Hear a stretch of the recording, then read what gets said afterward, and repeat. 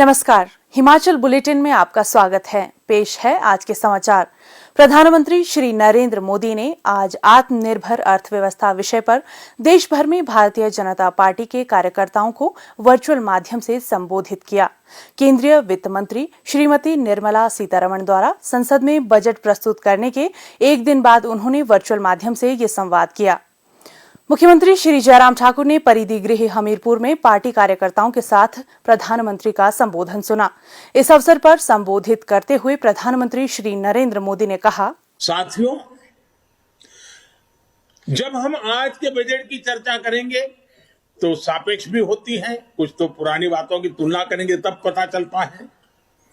बीते 7 वर्षों में जो निर्णय लिए गए, जो नीतियां बनी,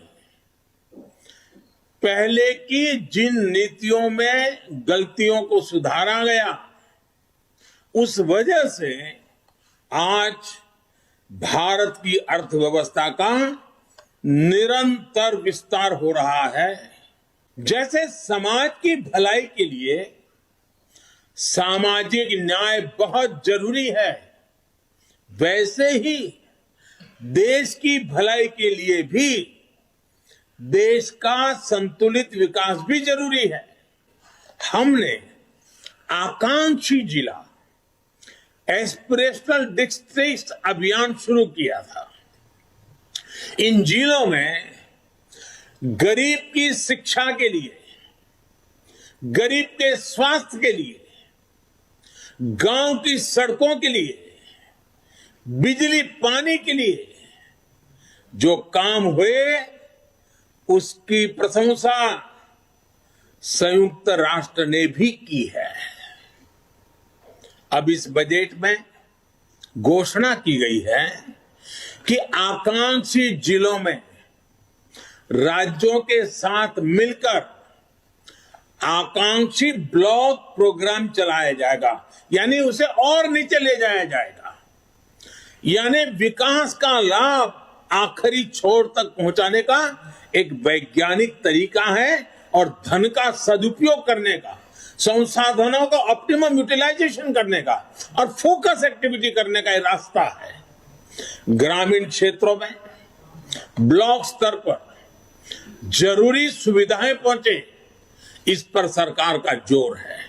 इसके उपरांत पत्रकारों से अनौपचारिक बातचीत करते हुए मुख्यमंत्री श्री जयराम ठाकुर ने कहा, केंद्रीय बजट बहुत बेहतरीन अब की बात जो प्रस्तुत हुआ है, उस पर प्रधानमंत्री जी ने और चीज़ों को लेकर के डिटेल में उसको एक्सप्लेन किया है और मुझे इस बात की प्रसन्नता है कि इस बजट में इंफ्रास्ट्रक्चर पर बहुत ज़्यादा फोकस किया है। प्रधानमंत्री गति शक्ति के माध्यम से, चाहे वो नेशनल हाईवेज हैं, 4 लेन्स हैं, चाहे वो एयर कनेक्टिविटी की बात करें, रेलवे की अगर हम बात करें, और उसके साथ जो हमारे दूसरे जल मार्ग के माध्यम से जो है वो कनेक्टिविटी की बात करें, ट्रांसपोर्टेशन की बात करें, तो उस पर बहुत ज़्यादा फोकस अब किया है। और उन सारी चीज़ के कारण क्योंकि कनेक्टिविटी बेहतर होगी तो स्वाभाविक रूप से विकास की संभावनाएं और ज़्यादा उसमें जो है वो तेजी से आगे बढ़ती है। और दूसरा महत्वपूर्ण पार्ट जो है वो जिसका जिक्र उन्होंने किया कि जल ही जीवन, हम जिक्र तो करते हैं लेकिन वो भाषण देने से नहीं संभव हो पाएगा, इसके लिए काम करने की आवश्यकता है। और उस पर बहुत ज़्यादा फोकस करके प्रधानमंत्री जी ने सुनिश्चित किया है कि चाहे कितने भी कठिन परिस्थितियों में कोई आदमी रहता हो, उनके घर तक नल से शुद्ध जल पहुंचे, इस पर फोकस किया है। एक तो दूसरी बात, एक बहुत पर्वतमाला, एक नया कॉन्सेप्ट जो प्रधानमंत्री जी ने इस बजट में शामिल किया है। मुझे इस बात की प्रसन्नता है कि इस कॉन्सेप्ट को प्रधानमंत्री जी के समक्ष और वित्त मंत्री जी के समक्ष जो है सबसे पहले हिमाचल प्रदेश ने रखा और आज हिमाचल प्रदेश का उन्हें जिक्र भी किया। क्योंकि एक दिन हम जब रिव्यू में बैठ करके हम बातचीत कर रहे थे, उसमें हमने देखा कि हमारी पंचायतें जो कनेक्टिविटी के बिना है वो कितनी है। हालांकि 100 के कम है, 80 के करीब हमारी पंचायतें हैं जहां पर कनेक्टिविटी की अभी थोड़ी कठिनाई है। पंचायत हेडक्वार्टर नहीं कनेक्ट हो पाए, 3615 पंचायतों में। तो जब हमने उसका रीजन पूछा तो मालूम पड़ा कि एक तो फॉरेस्ट की क्लियरेंस का इशू है, दूसरा जो है वो टेरेन इतना टफ है, मुश्किल है, तो वहां अभी बहुत सारा पैसा लगेगा, बहुत सारा समय लगेगा सड़क को पहुंचाने के लिए। तो फिर उसके बाद चर्चा के माध्यम से एक विषय निकला कि क्या ये संभव है कि हम रोपवे के माध्यम से कनेक्टिविटी को जो है वहां पर करने की स्थिति में हो सकते हैं, क्योंकि प्रदेश सरकार के पास तो संसाधन नहीं है।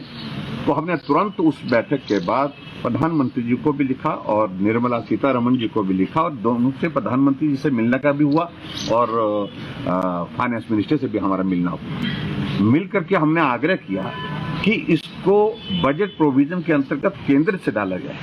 जहां सड़कें नहीं पहुंच रही हैं वहां सड़कें पहुंचाने में सुविधा होगी। सड़कें बढ़ने से पेड़ कटेंगे, फॉरेस्ट प्रॉपर्टी को उसमें डैमेज होगा, पर्यावरण खराब होगा। तो ये बहुत सरलता से किया जा सकता है, सहजता से किया जा सकता है। और मुझे इस बात की प्रसन्नता है कि वित्त मंत्रालय ने उस प्रस्ताव को हमारे स्वीकार किया और आज पूरे देश भर के लिए उसको एक कॉन्सेप्ट के रूप में आगे बढ़ाने के लिए प्रधानमंत्री जी ने आज इसका जिक्र किया। दूसरा एक नया विषय जो है, जो प्राकृतिक खेती का एग्रीकल्चर सेक्टर, क्योंकि हमारे देश की आबादी का लगभग 90% जो है वो 80% के लगभग जो है ग्रामीण क्षेत्रों में रहता है, वो कृषक है, किसान है, और हिमाचल प्रदेश का तो 90% है। तो ऐसे में किसानों की आय दुगनी करना एक विषय, और दूसरा किसान जो है वो जो रसायन मुक्त जो है भोजन हासिल कर सके, तो इस दिशा में आगे बढ़े। उसमें एक बड़ा कॉन्सेप्ट जो हमने शुरू किया वो शुरू किया उनने, एक कॉरिडोर जो है वो गंगा के साथ लगते हुए जितने भी प्रदेश हैं उसको बनाने के लिए उनने आज उसमें घोषणा की है। इस बजट में उसका प्रावधान किया है 25,000 किलोमीटर लंबा और 10 किलोमीटर चौड़ा कॉरिडोर। ये एक बहुत बड़ा एक कॉन्सेप्ट है। और प्राकृतिक खेती में सबसे पहले अगर किसी प्रदेश ने इसको अपनाया और शुरुआत की, बजट में प्रोविजन किया, तो उसमें हिमाचल पूरे देश भर में। और मुझे इस बात की खुशी है कि इसको आगे बढ़ा करके उनने एक प्रयत्न किया। और उसमें सब दूसरा बात है जो प्रधानमंत्री ग्राम सड़क योजना जब से आई है, अटल जी ने इस कॉन्सेप्ट को शुरू किया और 60,000 करोड़ के बजट के साथ उन्होंने शुरू किया था इस कॉन्सेप्ट को। आज मुझे इस बात की प्रसन्नता है, अटल जी हमारे बीच में नहीं है, उनको ये श्रेय जाता है। आज हिमाचल प्रदेश में अस्तित्व में आने के पश्चात टोटल रोड नेटवर्क जो है 38,000 किलोमीटर का है। 38,000 किलोमीटर में से उसमें 50% से 51% से ज्यादा जो है वो सिर्फ पीएमजीएसवाई का कंट्रीब्यूशन है। 51% से ज्यादा कंट्रीब्यूशन सिर्फ प्रधानमंत्री ग्राम सड़क योजना का है। अगर पीएमजीएसवाई नहीं होती तो आज भी मैं इस बात को दावे के साथ कह सकता हूं, लगभग 50% पंचायतें हमारी सड़क की कनेक्टिविटी के बिना होंगी। तो प्रधानमंत्री उस वक्त के अटल जी को ये श्रेय जाता है और आदरणीय प्रधानमंत्री नरेंद्र मोदी जी ने इसको आगे बढ़ाया। और इसमें अब की बार सबसे बड़ी प्रसन्नता की बात है, उसमें जो इंक्रीज की है बजट में 36% इंक्रीज की है। ये एक बहुत बड़ी हमारे लिए खुशी की बात। और हिमाचल जैसे स्टेट के लिए तो पीएमजीएसवाई के माध्यम से जो है वो सड़कों को ऐसे भी गति मिली और उसमें और भी चीजों को लेकर के मिलेगी। मैं यही कहना चाहूंगा कि हिमाचल प्रदेश के लिए ये बजट हमारे लिए बहुत महत्वपूर्ण है जो केंद्र ने प्रस्तुत किया है। और उसमें सबसे बड़ी बात ये है कि जो एक स्पेशल ग्रांट का जो प्रोविजन रहता था वो 10,000 का रहता था, 10,000 करोड़ का रहता था पहले।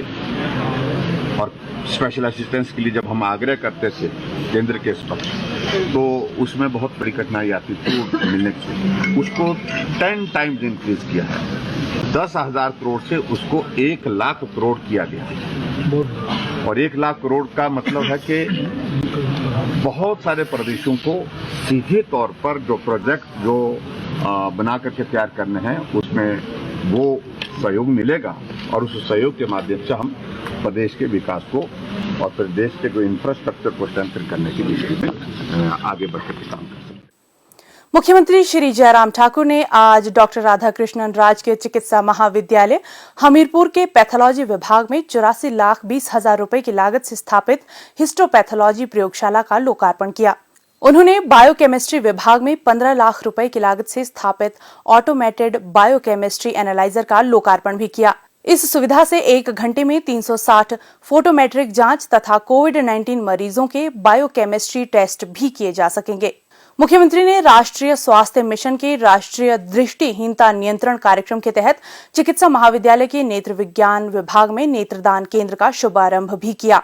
उन्होंने कुपोषित बच्चों के उपचार और पुनर्वास के लिए राष्ट्रीय स्वास्थ्य मिशन के तहत चिकित्सा महाविद्यालय में पोषण पुनर्वास केंद्र का लोकार्पण भी किया। मुख्यमंत्री ने निष्पादन एजेंसियों को इस परियोजना को समय पर पूरा करने के निर्देश दिए।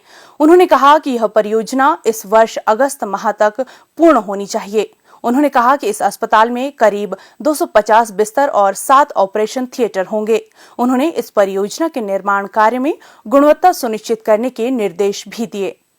हिमाचल बुलेटिन देखने के लिए सब्सक्राइब करें YouTube channel IPR Himachal, follow करें ट्विटर @DPRHP, लाइक करें Facebook page information and public relations department Himachal Pradesh, visit करें वेबसाइट www.himachalpr.gov.in। इस अंक में इतना ही। कल फिर होगी मुलाकात। दीजिए इजाजत। नमस्कार।